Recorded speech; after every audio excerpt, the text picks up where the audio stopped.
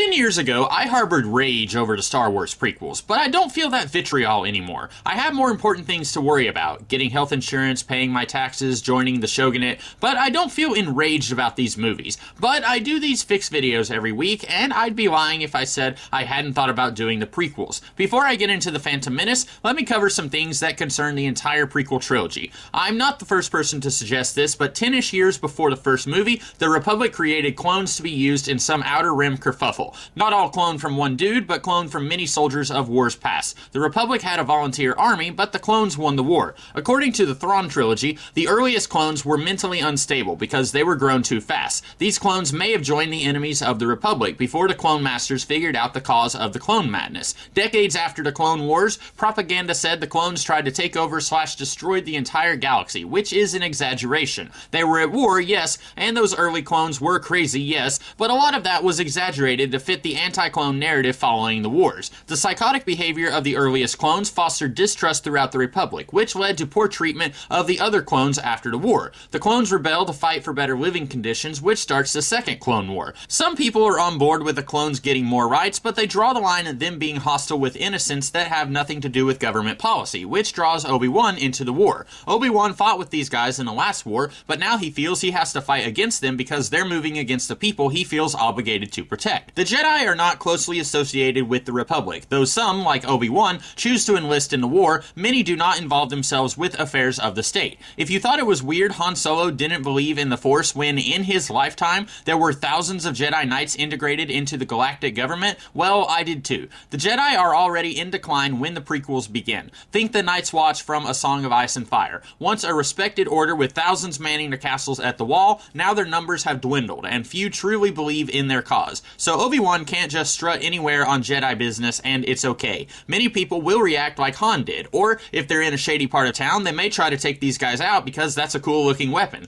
and they might succeed. I don't mind the Jedi having telekinesis or low-level telepathy or occasionally glimpsing the future, but the super speed acrobatics I could do without. They're enhanced, but they're not superhumans, and they don't have a central location. I get the feeling Lucas was inspired by King Arthur's Round Table, where all voices are equal. They're sending soldiers to keep the peace. I love the matter of Britain, but I'd go for a samurai vibe. I like the idea of different schools of Jedi teachings. Before the first Clone War, Obi-Wan studied with a spiritual master on Dagobah, who didn't teach combat. Speaking of, no Yoda. Showing Yoda ruins the surprise of who Yoda is in Empire Strikes Back. Yoda doesn't make one attempt to stop Palpatine, fail, and run away forever. If he's always on Dagobah, and he isn't a master swordsman, it's understandable he didn't try to topple the government. And since we won't meet Yoda in these movies, Anakin doesn't either. Yoda acts as if he knew Anakin, but he's familiar with Luke before they've met, so he used the Force to spy on Anakin in the same way. While it is uncommon for Jedi to start families, it is not against the rules. If you're Yoda, you want to spend your time focusing on spiritual enlightenment, and if you're Obi-Wan, it'd be irresponsible to start a family when you're on the move and getting involved in wars. Also, no Jabba, no droids, no Wookiees, no Tatooine. The droids serve a purpose in A New Hope, but R2 is only in Phantom Menace because we know who that is. You can have some original trilogy characters, but most stuff from the original trilogy is gone.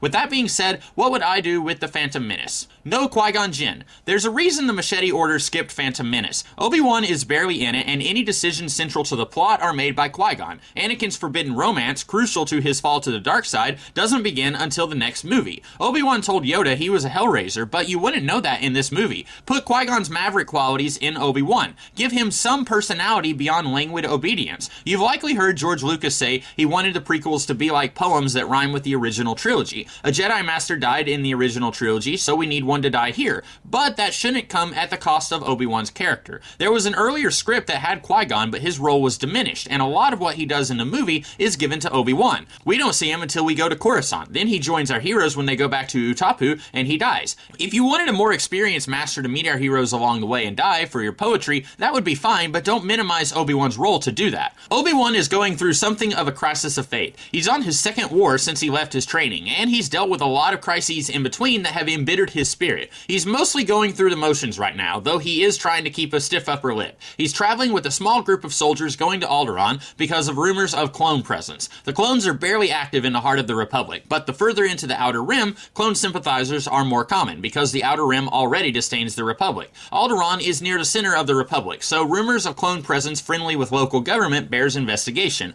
Among Obi-Wan's fellow soldiers is 24-ish-year-old fighter pilot Padme Amidala. Padme's a princess, but she can't stand by while others die, so she joins, much to the chagrin of her parents. We also have Obi-Wan's apprentice, an impulsive youngin named Xizor. Something blows up in our group's face, forcing them to scatter. In the battle, they encounter Jar Jar Binks and Anakin Skywalker. On paper, the idea of what was done with Jar Jar is fine. Ahmed Best said Jar Jar is an outsider, and kids who feel like outsiders can look up to him. But Jar Jar is consistently treated like an idiot, so I'm not sure why any kid would look up to him. And we already have a couple of outsiders kids could look up to, Anakin and Qui-Gon. Qui-Gon is an anomaly among the Jedi Order, always arguing with the Council, and Anakin has no friends in his new environment, and joining the Order at an older age than his peers, he would feel out of place even in Attack of the Clones. We don't need another figure lonely kids can look up to, nor do we need a character who is exclusively our source of comedy. This means no brain-breaking speech patterns. If we want him to be taken seriously, let's have him talk seriously. The original trilogy allowed characters to be serious sometimes and funny sometimes. Han provided funny moments, even Luke was allowed to be the butt of the joke. If you want comedy, allow it to come from all your characters. Have Obi-Wan be quippy during the scene where they're trying to not get eaten by a fish. Instead of Jar Jar being exiled, he tried building an alliance with the Surface Dwellers, and since the Gungans don't like the Surface Dwellers, Jar Jar chooses not to live among them because his actions have made him unpopular. When poo hits the fan, Jar Jar's presence becomes important because he's the bridge between the two races. Jar Jar being a peacemaker fits in with him being a senator later. He's already dabbled in political relations. Obi-Wan saving Jar Jar provides a reason for Jar Jar to accompany the rest of the characters, and Jar Jar could save Obi-Wan later to balance the scales. I'd have Anakin be about 19 years old. Nothing against Jake Lloyd, he was fine, but some of my problems with this movie stem from starting with Anakin as a kid. His romance, which is supposed to play a part in his fall to the dark side, doesn't get started until movie 2. He's got a mom, and we have to explain her away in order for him to go on adventures. You can't go on some dang fool idealistic crusade with Obi-Wan if your mom's in the picture. You might say Anakin's mom dying is important in his turn to the dark side, but I don't like it. I'm an original trilogy boy, and Obi-Wan told Luke Vader was seduced by the dark side of the Force. What we see in the prequels isn't seduction, but the slippery slope of moral justification. I always took this as he got power hungry, and one thing led to another, and the Jedi Order was killed. So I don't need Anakin's mom to be here to give us that slippery slope later.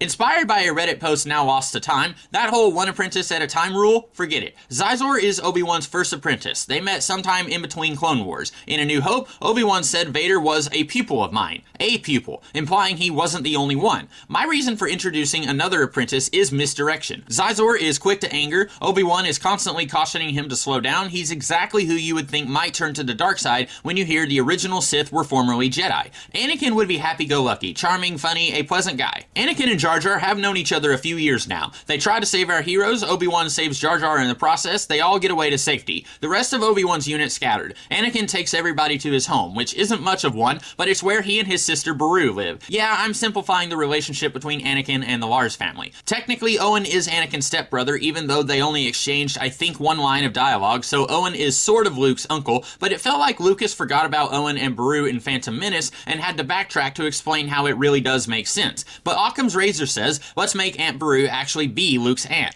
Beru absolutely worships Anakin. He basically raised her since they don't have parents and grew up on the street. Think Aladdin, but with less singing. We also meet Owen, Anakin's best friend, who chastises Anakin about getting involved in the war. Anakin won't think twice about putting himself in danger if he can help someone else, but Owen is more reserved and thinks if they keep their heads down, everything will quiet down eventually. When it comes out Obi-Wan's unit was investigating rumors of clone sympathizers at the high courts of Alderaan, Anakin convinces Owen, me and Jar Jar will help these guys, can you look after my sister? Owen reluctantly agrees. Padme keeps her royal status quiet. It wouldn't do for her to get captured and some clone commanders try to negotiate terms that would harm the Republic in exchange for her safety. Her compatriots know who she is, and when Owen and Anakin share a couple of rude remarks about the king, Obi-Wan and Xizor might share a knowing look, but most people, including the audience at this point, don't know the whole deal about her. Anakin and Jar Jar get their new friends to the palace. Obi-Wan tries to send their guides on their way. Jar Jar says he can't leave and explains the Gungan custom of a life debt. Anakin says if they'll have him, he'd like to stay and help them see this through, at least until they get off-world. This is where Obi-Wan notices Anakin is gifted invested in the ways of the Force. They're about to turn a corner, Anakin stops them, a soldier walks past, then they go. Xizor implies this guy would make a fine Jedi with the right training, and Obi-Wan's kinda,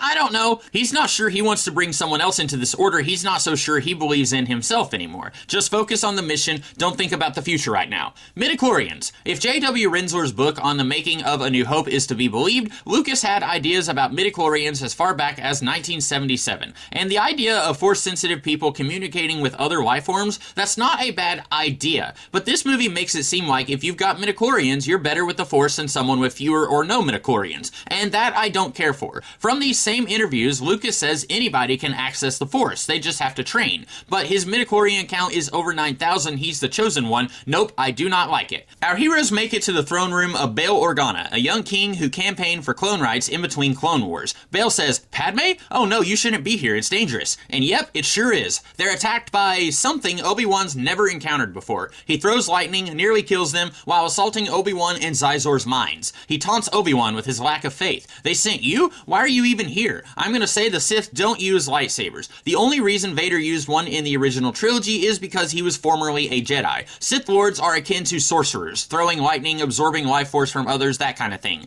We don't see Vader use Sith techniques because, even in the original trilogy, he's still a novice. Padme distracts the attacker with a blaster, and Xizor goes after him, forcing a retreat. We find out the clones wanted to take Organa and the rest of Alderaan hostage, forcing the Alderaanian senators to speak in favor of giving in to the clones' demands. Alderaan is popular in the Republic, and if Alderaan campaigns for something, others might follow suit. But what about that guy? Whoever he was strong with the Force. I have no idea who he was, but he was allied with the clones. I think he was a Sith Lord. I thought the Sith were just a myth. So did I, but I can think of no other being who would be that strong in the Force. The rest of the movie would be the Seven Samurai. Our main characters rally and prepare Alderaan's militia and the Gungans who aren't too happy with the invaders to fight against the occupying clones. We find out Padme is a princess and is betrothed to Bail Organa, but even with the clones taking his planet hostage, Bail still believes they can be reasoned with, and that war isn't the answer, while Padme has seen what the clones are capable of and wants to stop them before more innocents get hurt. So even though these two like each other, they're finding it impossible to reconcile their differences.